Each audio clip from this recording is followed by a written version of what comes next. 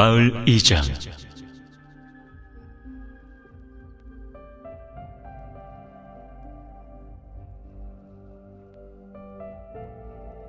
마을과 뒷산 사이에는 여느 시골 마을에서 흔히 볼 수 있는 것처럼 아름드리 소나무로 둘러싸인 동네 아이들에게 가장 좋은 놀이터인 무덤가가 있었다.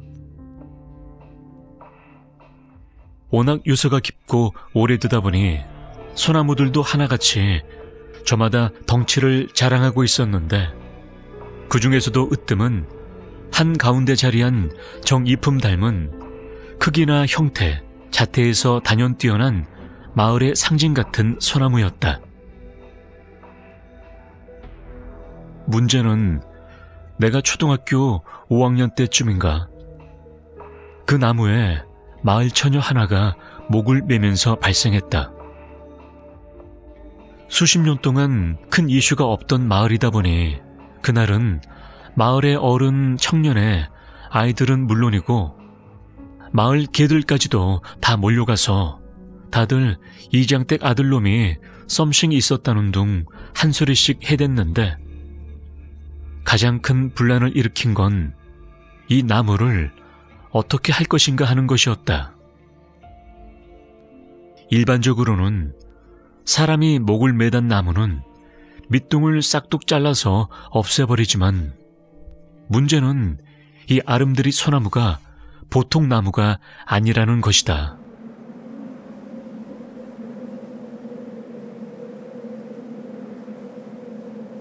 평소 때 그 나무 아래 가보면 주변 마을 무당이란 무당은 다 왔다 갔는지 이상한 새끼줄이나 천들이 감겨있거나 타다 남은 초가 그대로 있는 건 기본이었고, 어떤 때는 사과, 배 등 과일도 수두룩해서 시골 아이들이 공차러 와서 주워 먹곤 하던 그 마을뿐만 아니라 주변에서도 섬김이 대단한 나무였다.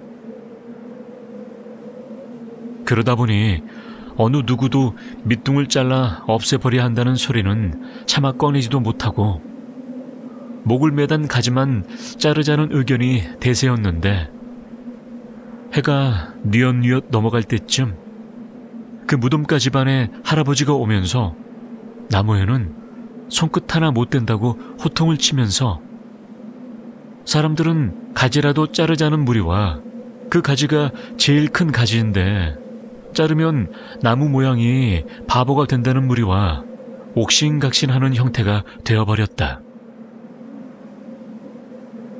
나무를 잘라야 한다고 가장 큰 소리로 주장을 한 건 이장이었다. 사람들이 마을 이장네 아들하고 죽은 여자하고 자꾸 엮는 게 못마땅했던 듯하다. 그리고 사흘 뒤인가 다시 한번 마을이 발칵 뒤집혔다. 새벽녘에 이장이 바깥에 나갔다가 자기 집에 들어갔는데, 어깨에서부터 피를 철철 흘리면서 한쪽 팔이 없이 희쭉희쭉 웃으면서 안방으로 들어가는 것을 밥을 하기 위해서 일찍 일어난 며느리가 보고는 그만 기절을 한 것이었다.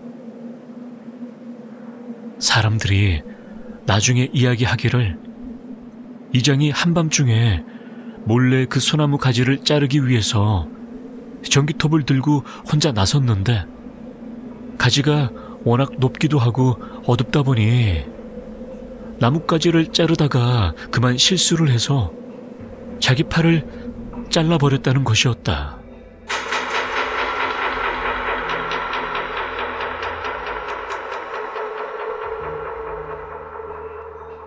그래서 처녀가 목을 매단 그 가지에는 약간의 전기톱 흔적이 있었고, 그리고 이장의 잘린 팔에 옷가지가 나무에 걸려 팔 하나가 대롱대롱 매달려 있었다.